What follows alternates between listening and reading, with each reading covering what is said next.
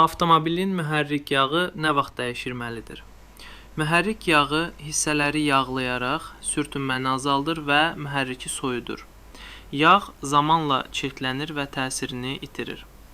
Standart benzinli avtomobillərdə hər 8-10 min kilometrdən bir dəyişilməlidir.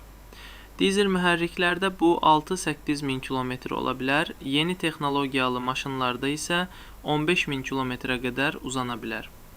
Az sürürsünüzsə belə, ildə ən az bir dəfə dəyişmək vacibdir.